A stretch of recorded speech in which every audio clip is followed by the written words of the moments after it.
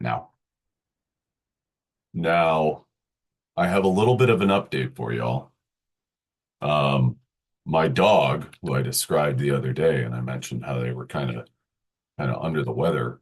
Um, well, she continues to be under the weather, and she didn't decide, her stomach decided that it was good for her to be taken to the restroom about 5 times last night. And so I got woken up every like hour or so, maybe every 2 hours. That sort of sounds like I slept for 10 hours. I didn't sleep for 10 hours. But anyway, I'm optimistic that my dog will begin feeling better and returning to her normal, her normal self. But that's not relevant to really what we're talking about in here. What we're talking about in here is a couple of things.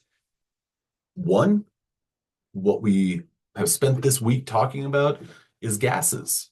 We've been talking about gases and relationships of different properties of gases. So today we're going to kind of go with that, and we're going to end today with presenting the ideal gas law.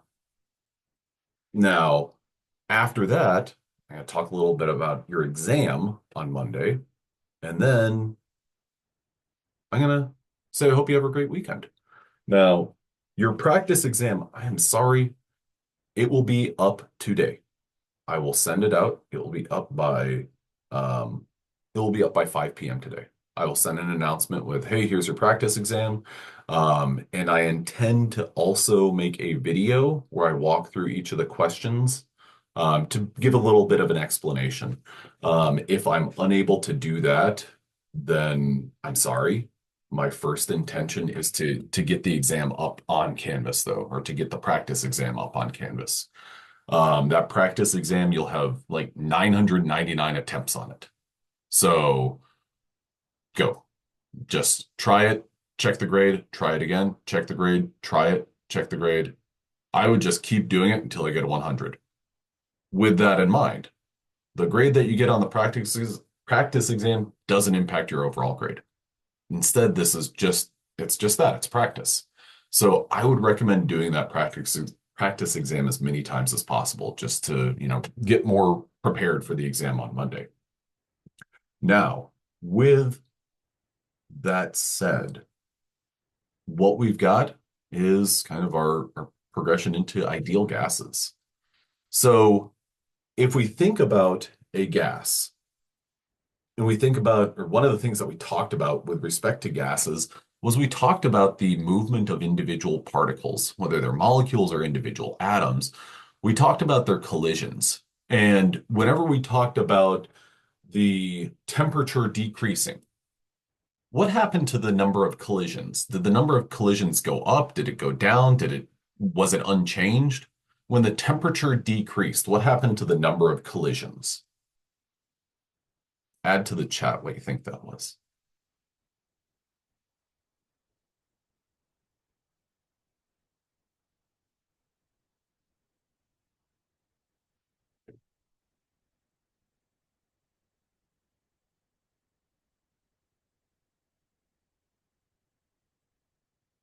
So when these individual blue balls were floating around, yeah, all of those individual molecules and atoms, they slowed down. And so the number of collisions, whenever the frequency or the number of times that they would hit one another, that went way down.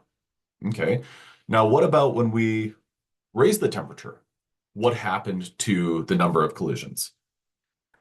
Did that go up? Did that go down? Was it unchanged? Where did that go? Well, if the temperature decreasing, absolutely, Corey, perfect. Great job. Yeah, our number of collisions. When it's heated, it's sped up. Absolutely. They all kind of speed up because they get heat energy or they get thermal energy. And so then they're just like, it's hot. I gotta run. And so they just bump into each other a lot more.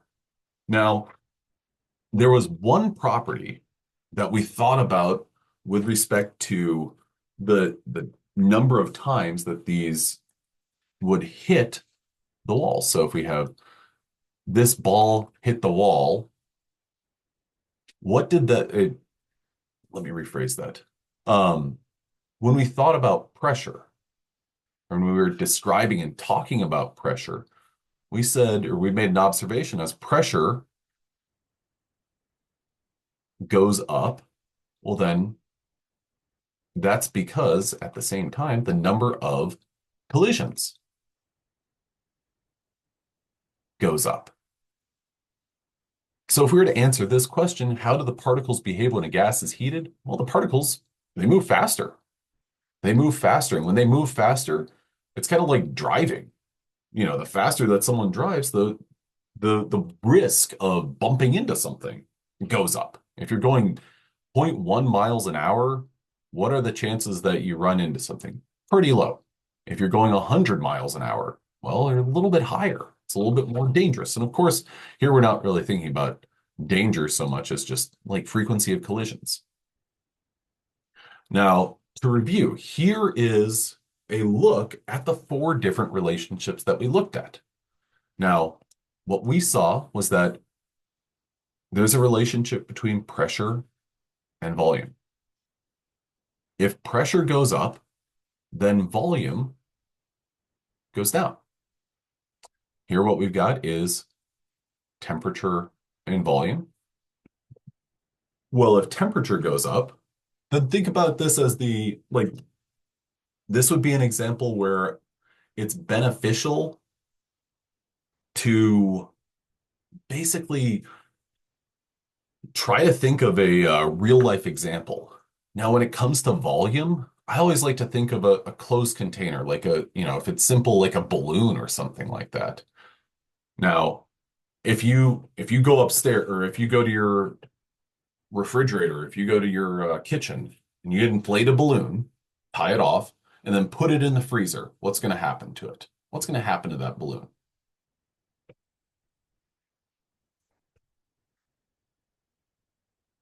It's going to shrink. It's going to deflate. It's going to appear smaller. And then, if you take it out of the freezer and you put it at room temperature, what's it going to do? It's going to expand. Because if temperature goes up, volume goes up. Similarly, if temperature goes down, then volume goes down. If temperature goes up and the volume is held constant, then the pressure is going to go up. If this last one, what does N stand for? N, you kind of have two really good answers for what N stands for. Add to the chat what you think that is.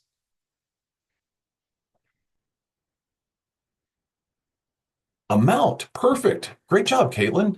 Okay, now I'll ask this to Caitlin, but also to everyone else. What are the units that we use in chemistry for amount? Moles. Kaylee, awesome. Great job. Awesome. Absolutely. So if the number of moles, so if number of moles goes up, then the volume goes up, which I think is helpful. And it kind of makes sense because if you exhale into something, if you have a balloon and you add more carbon dioxide to it, what's going to happen to that balloon? Well, the volume's going to go up. Okay. So now if we, oh boy, if we change more than one variable, oh man, oh man, oh my gosh, what do we do? If we change more than one variable, is that even possible? Like, I don't know if that's possible. That seems like that would be absolutely impossible, especially with these, situations that we're describing. Like, how would you simultaneously increase the temperature on something and increase the volume? Oh boy. Well, it sounds impossible, but I gotta let you know. Like what Kevin Durant said after the Celtics won the NBA Finals, anything is possible. And I don't know that Kevin Durant was, or not Durant, Kevin Garnett. Why did I say Durant? I don't know that Kevin Garnett was necessarily thinking about gas laws, but he probably was Because, basketball, you got to dribble it, and a basketball, it can deflate and inflate. I mean, Tom Brady taught us that sometimes when it's cold, the ball deflates a little bit. And maybe that's what happened. It's not what happened. He cheated. Well, he didn't, but the team did. Okay, so when we change more than one variable, what's going to happen? Well, when we change more than one variable, we have something known as the combined gas law, where we're combining multiple variables. That combined gas law is PV over T is equal to PV over T. Now, 1 and 2, all these ones and twos. Could anyone give me an idea of what like 1 and 2 means? And I'll give you a little bit of a direction on that. Um, we're talking about a change. So a change is kind of like, Taryn, yes, perfect, initial and final. So what that means, and to kind of visualize this, I'm going to draw a little hot plate here. And that hot plate has a dial, and there's the dial. Obviously, that's a dial. And my temperature, or my T1, my initial temperature, I'm going to say that that is, give me a temperature.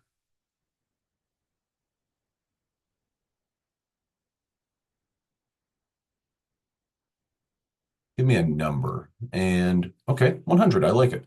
But Amira, what are my units for temperature?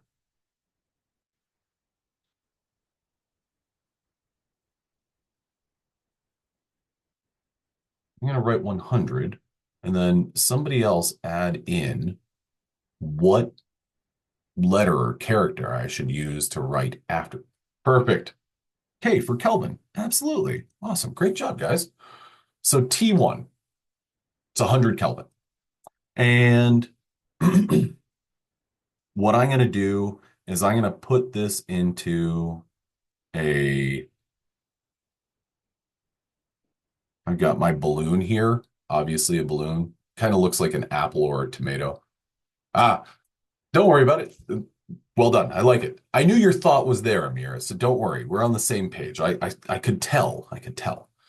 Okay, so we've got our balloon here.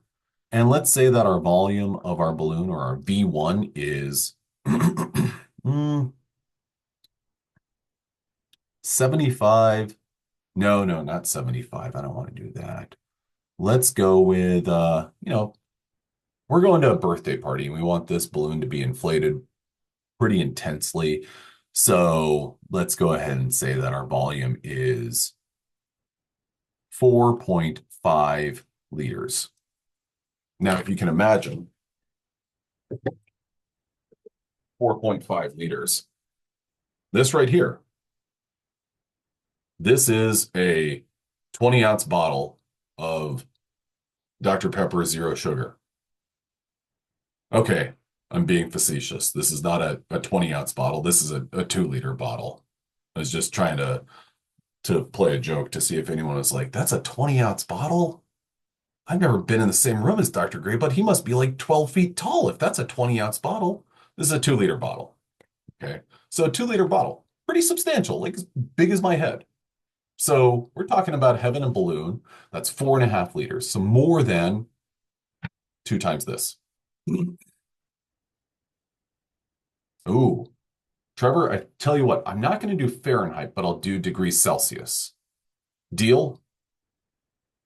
And the reason why is because we haven't had to do the Fahrenheit to degrees Celsius conversions. So I'm going to start with degrees Celsius. Is that cool?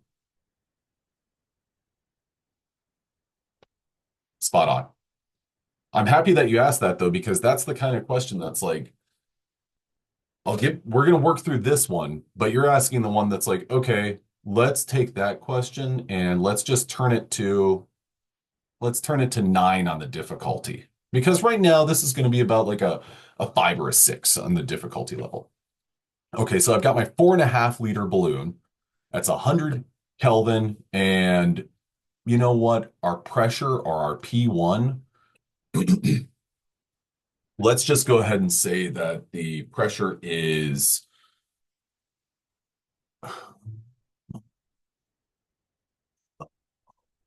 let's say that it's 1.2 ATM or atmospheres.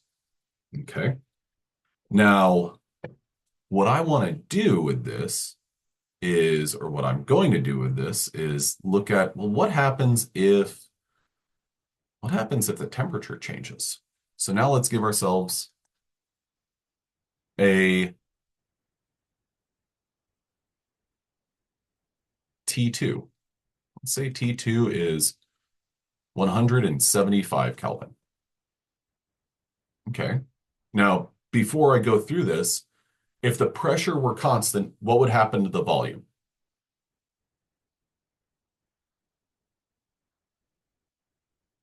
If the pressure were held constant, so if P2 was 1.2 atmospheres, what's going to happen to my volume if I increase my temperature?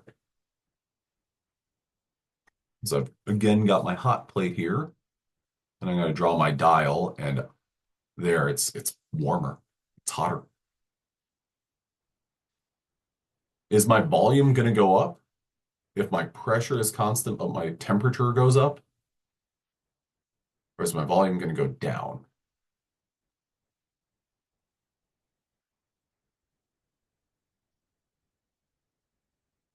Yeah, you're absolutely right, Caitlin. If my temperature goes up and my pressure is constant, then my volume will go up.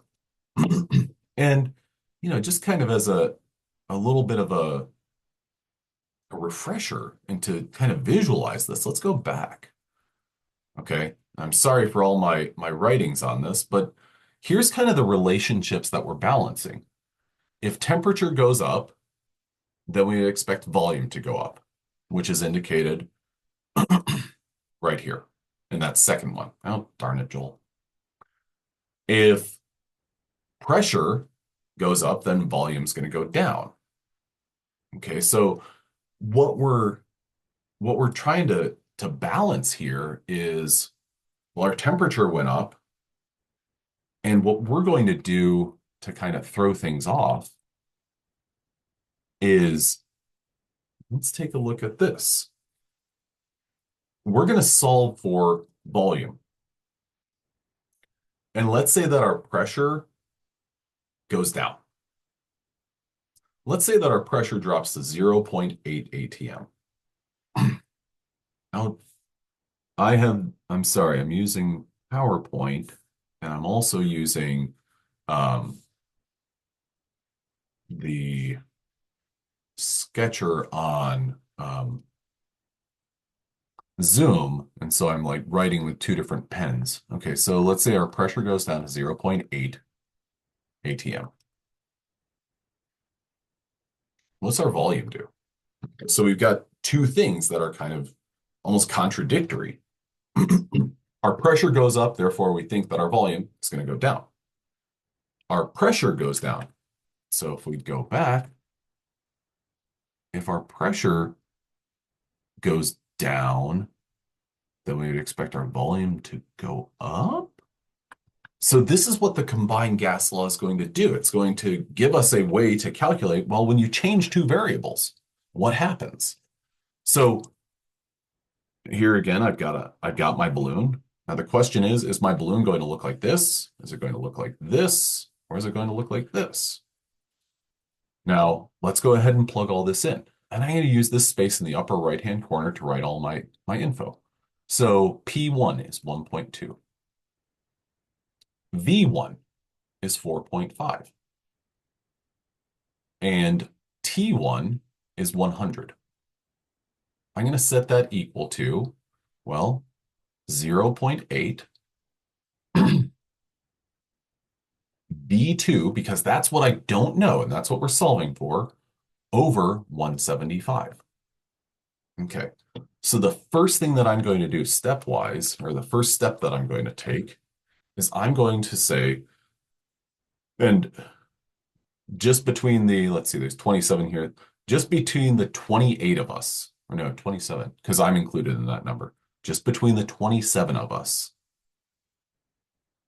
Math, I'm a very deliberate math student. I like to take steps very slowly. So I'm going to say 1.2 times 2.5, or 4.5. 1.2 times 4.5. And that gets me 5.4. So now I'm going to write kind of this first step, 5.4 over 100. Okay, first step, done. I'm going to set that equal to 0.8, and I'm going to drop the parentheses. I'm just going to write 0.8 V2 over 175. Next thing that I'm going to do is say 5.4 divided by 100. And that's going to be 0.054 is equal to 0.8 V2 over 175. Now add to the chat a thumbs up or something indicating you're good.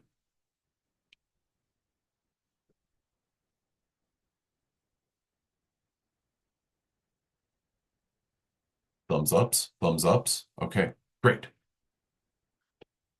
The next step that I'm going to take is I'm going to multiply each side by 175 because this is in the denominator, and by multiplying by 175, I can get it out of the denominator. So I got to do to each side the exact same thing. So 175, I'm sorry, I'm going to do some erasing here so I can kind of keep everything a little bit more clear. There we go. So now I've got 175 times 0.054.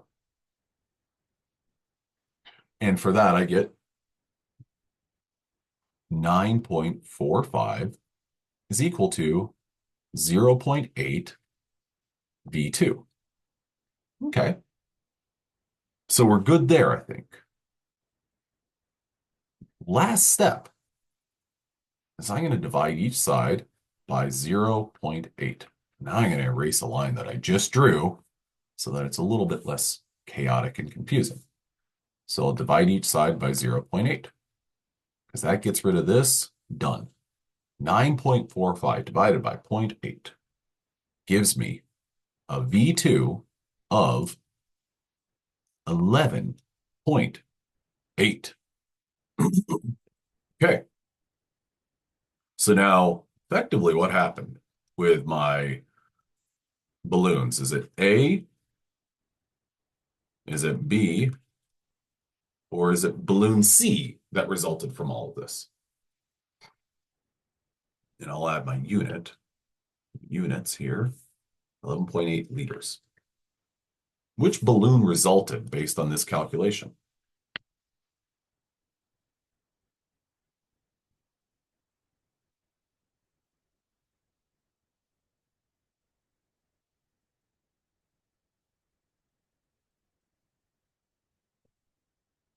My balloon went from 4.5 liters to 11.8. B, perfect. Great job. Okay, now let's think about this kind of conceptually. So I've got my coffee mug here. And my coffee mug is a Texas one that whenever there's coffee in there, well, then bluebonnets show up.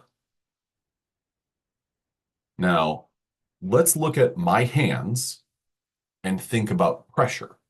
Okay. I'm going to put my hands together and you can see, we'll use my face and the grip of my fingers. Whenever I'm like this is my first state, or like this, which one is applying more pressure? Or which one is where the pressure is increased? Is it the first or the second state? You could say it as like when my fingers are tense. Oh, this is applying increasing pressure, or is this increasing pressure? The first one, you're absolutely right. Okay, so now let's think about what we did to our balloon. We increased the temperature. What did that cause? Well, that caused the volume of our balloon to go up. So just increasing the temperature. Then pressure. Our pressure went from 1.2 atmospheres to zero point 0.8 atmospheres. Well, if we released pressure, what does that do to kind of the sides of the balloon? Do they get more compressed or do they kind of get the opportunity to spread out? The sides of the balloon get the opportunity to spread out. So effectively, what we did when we saw the pressure and the temperature go in opposite directions, they're basically doing the same thing. Now I'm going to clear my drawings here, and I'm going to go back to our previous slide that shows all of our gas laws. Clear all drawings. Boop, boop, boop. Because we know that when our pressure goes up, the volume goes down. When the pressure goes down, the volume goes up. So now what we're going to do is we're going to do another calculation, very similar. Oopsies. Very similar to this. I can give myself some pressures. So P1, B1, and T1. Now, I know that my drawing is probably like super awesome, but for the purposes of kind of making it through it and getting you guys to think about the process, I'm just going to skip over my drawings. So P2, V1, or V2, I'm sorry, and T2. Okay, so there was a request about from Trevor about can we do one where we have a temperature that's in degrees Celsius? Absolutely, let's do that. So let's say that our temperature starts out at 97 degrees Celsius and it increases in this not symbol, this little circle, that degree symbol, that is enough to imply that yes, this is in degrees Celsius because whenever we write a temperature in Kelvin, we don't include that. We just say K. So it's 97 degrees Celsius and it increases to, let's say, 112 degrees Celsius. Now, the volume, again, this is a balloon. We've got this magic balloon that is 9.1 liters. Okay, so the balloon's even larger. The pressure that that balloon is experiencing is, let's go with 0.9 atmospheres. And let's increase the pressure. Let's say that our pressure goes up to, let's go with 4.1 atmospheres. Okay. Now, before we do any sort of calculation, let's think about this from a kind of conceptual standpoint. We have increased the pressure. We've increased it almost 4x, or more than 4x, actually. So if you did not change the temperature at all, what would happen to a balloon where you're increasing the pressure on a balloon? What's going to happen to the volume of that balloon? Is that volume going to go up, stay the same, or is it going to go down? Again, you've got a balloon and you're pressing down on it. We've increased the pressure. Our volume is going to increase.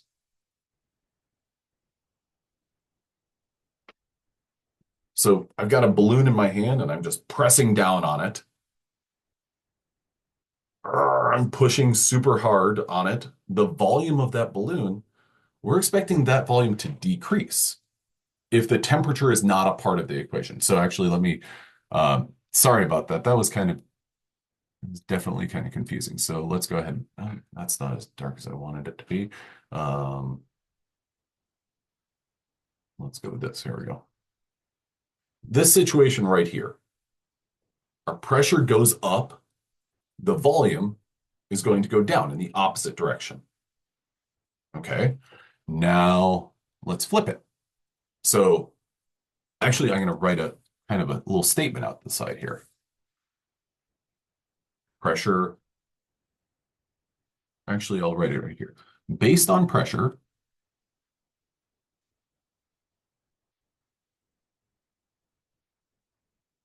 volume should go down. Okay. Now I'm going to get another box and just kind of cover this up. What do we know about temperature? So now we're not thinking about pressure. We're instead just looking at the volume. As the temperature goes up, could anyone write a statement similar to this, but related to temperature? Say, based on temperature. So I'll write that part. Based on temperature, comma, the volume should, tell me what the volume should do.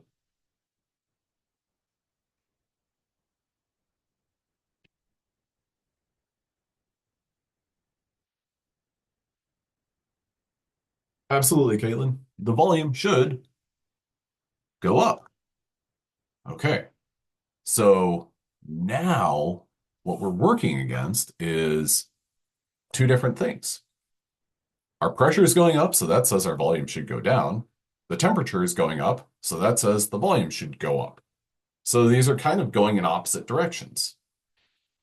Is everyone good with that? Give me a thumbs up in the chat if, yes, I get it. There's two different things working in opposite directions. Awesome. Okay, great. So we've got these two properties. We're changing two properties. What's going to happen to our volume? Well, the first thing that we need to do is take our temperatures and convert them from degrees Celsius to Kelvin. What is 97 degrees Celsius in Kelvin?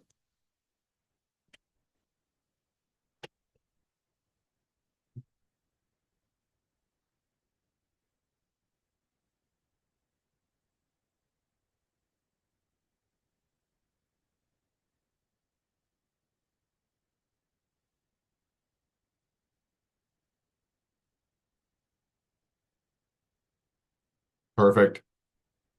So 273 plus 97, that would be 280, about 370. Does that sound good? 370 Kelvin.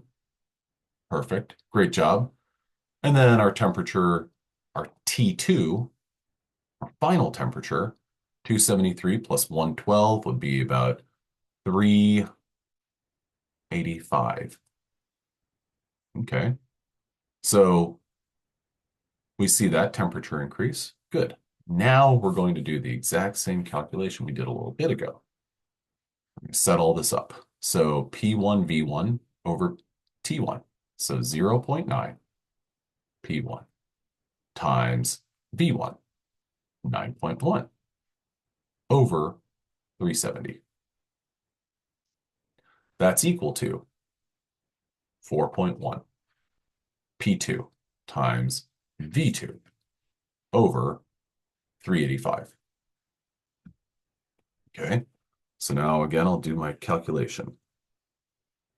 0.9 times 9.1.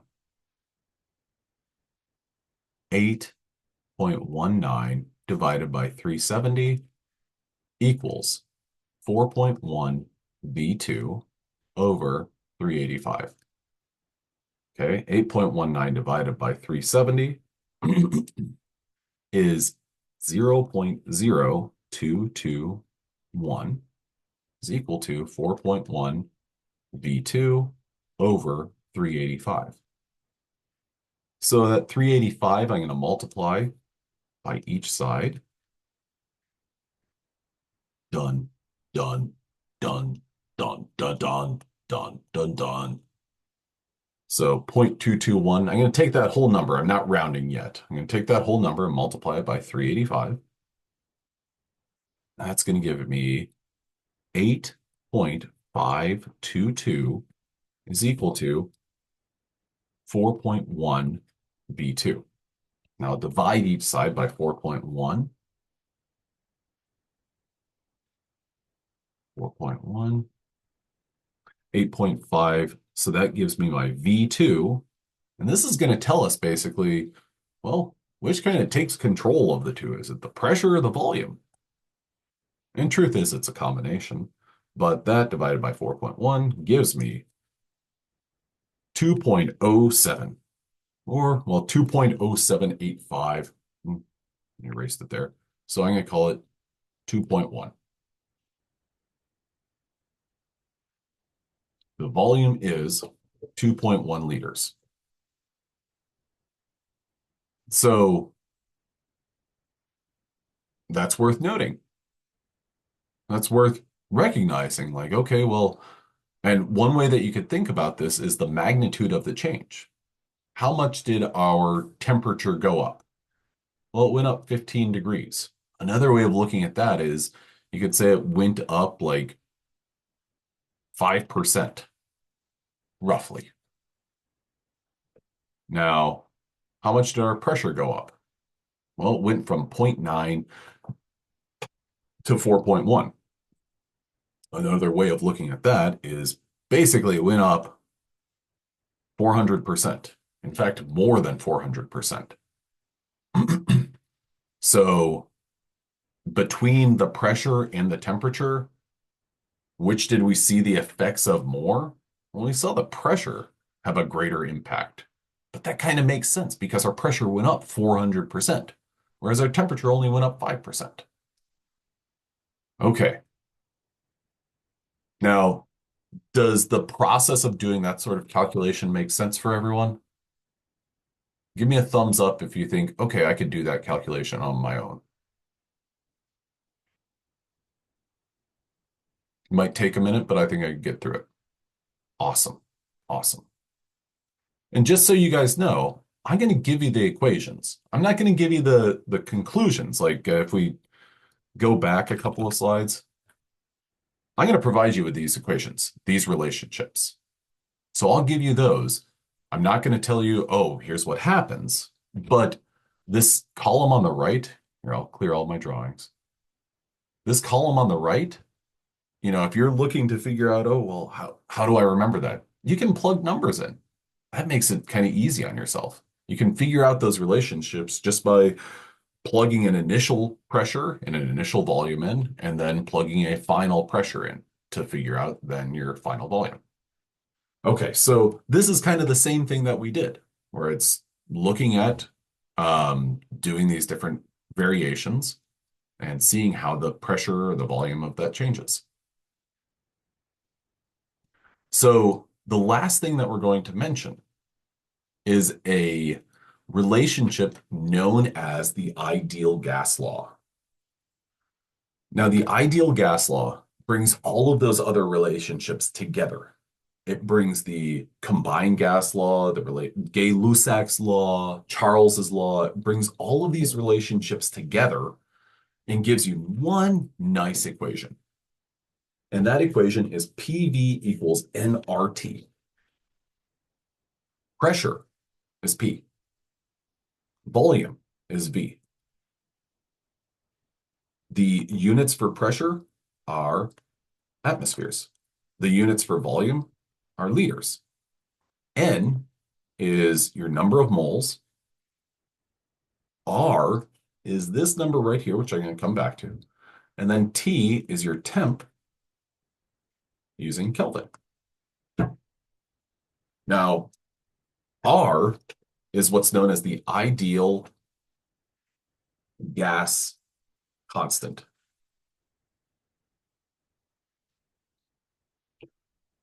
The benefit of the ideal gas constant and the ideal gas law is that I can tell you, and we'll do this calculation, and this is an example of a calculation that you'll see on your exam. The question would read something like, an unknown gas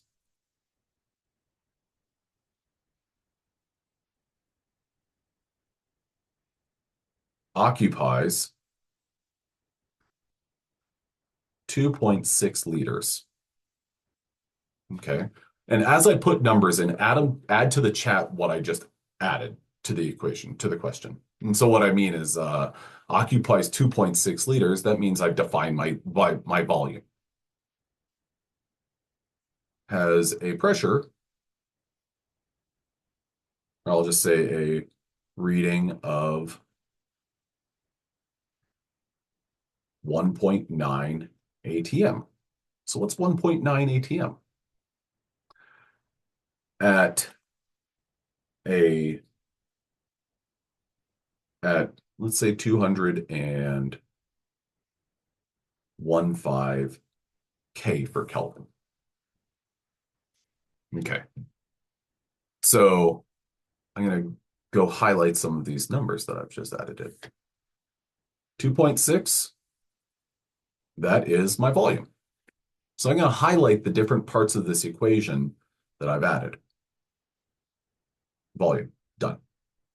Next up is got a reading of 1.9 atmospheres.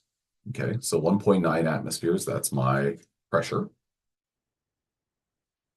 And at 215 Kelvin, well, 215 Kelvin is my temperature. Okay, so add to the chat, what did I leave out? What did I not include in this question?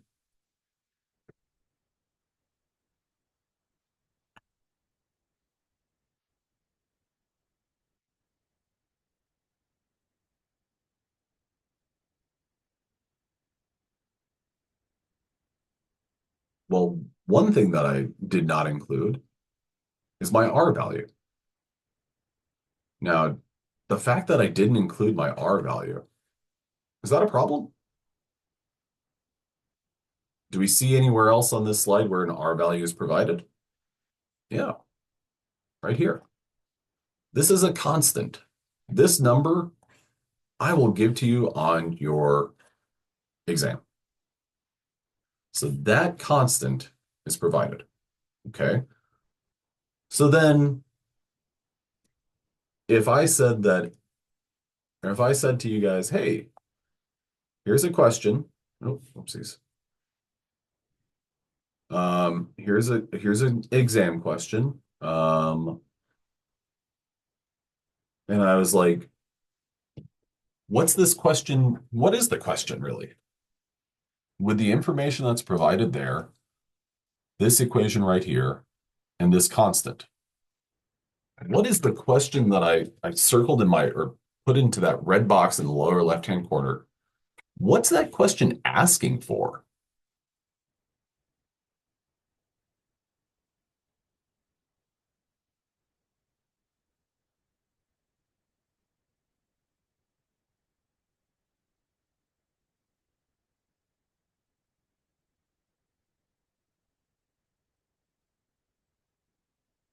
Okay. Trevor,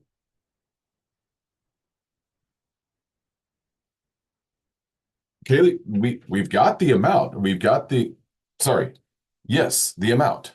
ATM, remember, this is always something that throws people off, is ATM is the unit for pressure. So, Kaylee, yes, 100% great job. Yes, we're asking for the amount of this gas. Because, well, if you look at our equation, we've got pressure, which is right here. We've got volume, which is right here. We've got the temperature, which is right here. And then it's not written in that question, but that R value is defined over here. So essentially, we can rearrange this equation and solve for N. Now, we'll do that real quick. But before we do that, I've got one question for you. An unknown gas. I'm going to go ahead and set up the equation or rearrange the equation. But what I want you guys to do is think about, is that important that it's an unknown gas? And add to the chat if it is important that it is an unknown gas. Trevor, spot on. No, it's not. Why is it not important?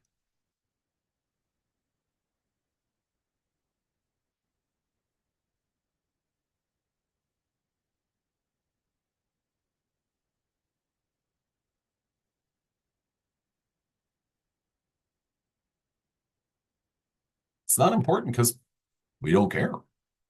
The identity of the gas isn't important for this. It could be H2, it could be O2, it could be carbon dioxide, it could be carbon monoxide. It really does not matter. Now, this is going to give us the amount of this unknown gas. So I've rearranged my equation. I've taken PV equals nRT. I'm going to put a box around my um, starting equation right here. And what I did was I divided each side by RT. And that moved RT to the left-hand side of my equation. So now I have PV over RT is equal to N. Now I can just plug everything in. PV, what's the pressure of my gas? Well, it's 1.9 ATM. What's the volume of my gas? Well, that's 2.6 liters. What is the R value? Oh, well, that is 0.0821. I'm not going to include all those units. If I did, all that they're going to do is they're just going to cancel out. They're going to cancel out except for what's going to be left behind is moles. So I'll plug in that 0.0821. And then last but not least, T is none other than 215 Kelvin. So I'll include that unit there. That is equal to N, which is my number of moles. So I'll go to my calculator. I'll say I don't care about the Adidas app that told me that there's some sort of sale. So 1.9 on my phone. 1.9 times 2.6. That is, I'm going to take this and write it over here. 4.94 over 0.0821 times 215 equals N. So 4.94 divided by 215 times 0.0821. That 0.0821 times 215 is 17.65. So 4.94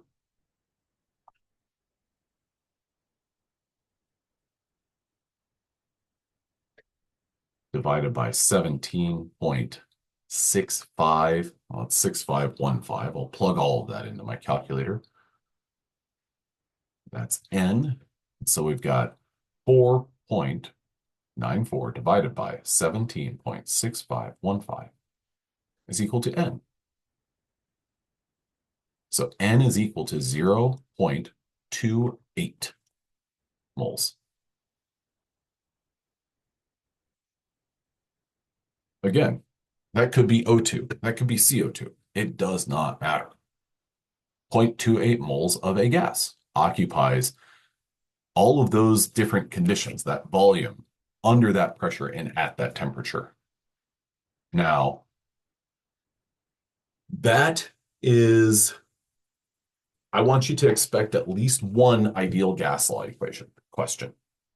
I'm going to give you the equation. So you have to fill in basically the important parts about that.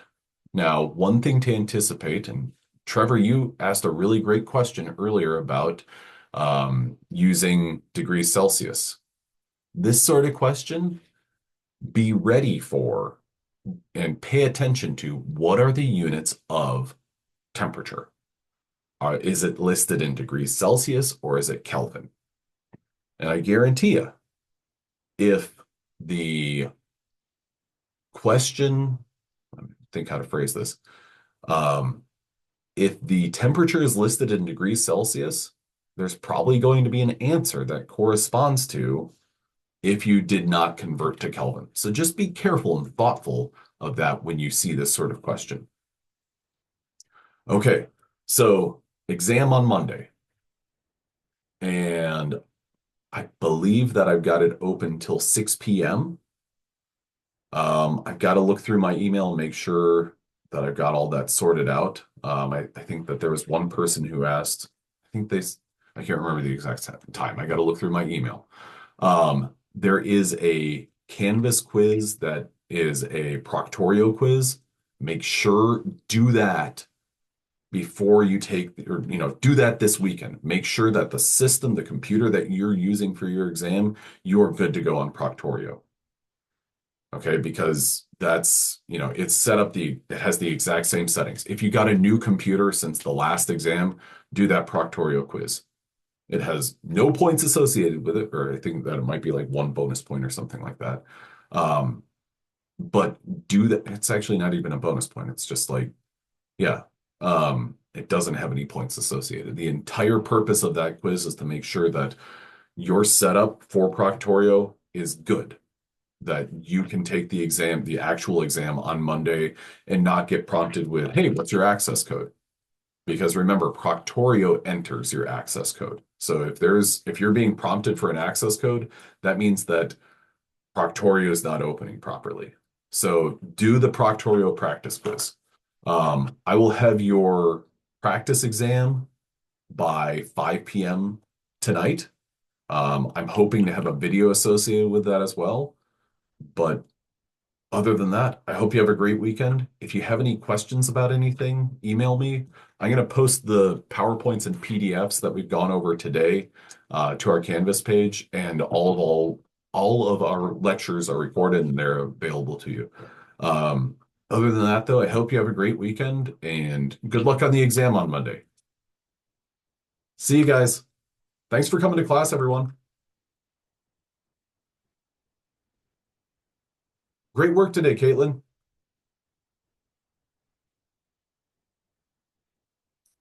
Thank you.